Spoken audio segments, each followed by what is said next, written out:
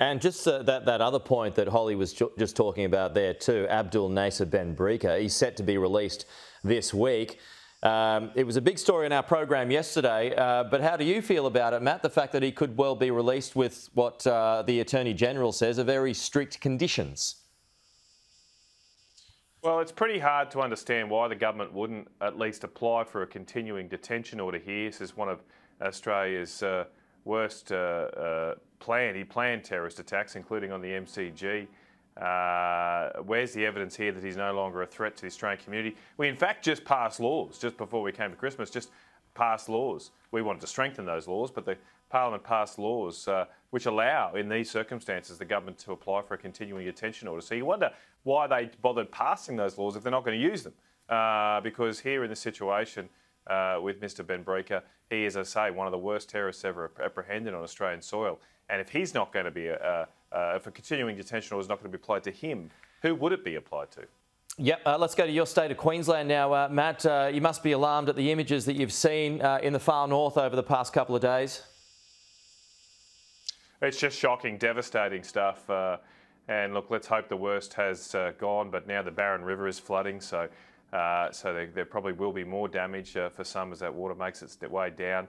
But look, I know Queenslanders will pull together and recover from this. It's not unusual, of course, to have these kinds of events in North Queensland. And we just need to make sure all governments are working together to help provide that assistance. I do think there does need to be a proper investigation here of what's going on with the Bureau of Meteorology. They have pulled resources right out of central Queensland, where I'm from today, and North Queensland as well. And they obviously made shocking mistakes here on their forecast for this rain. Now, they can't get everything right. I know weather predictions are tough, but it does raise its questions why they pulled so much resources out of an area that's so impacted, and often impacted by events like this. Well, the Cairns Mayor, the Douglasshire Mayor, they've been on the program this morning and had a crack. They reckon it should be reopened in Cairns. You'd be supportive of that? Well, they need to reopen the one here in Rockhampton too, as well.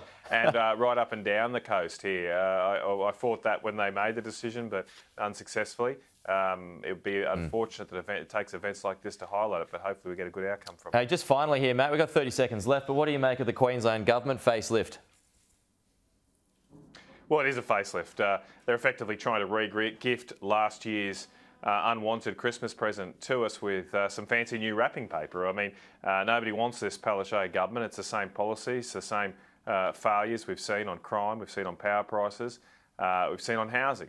Okay, there's a few different ministers and a few different roles, but I haven't heard yet from the new Premier how he's actually going to do things differently. It doesn't matter who's doing it.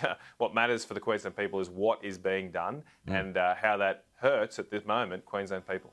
Hey, where'd your TV go behind you? You got a new board behind you. Mate, this is a gift from a lovely gentleman who passed away.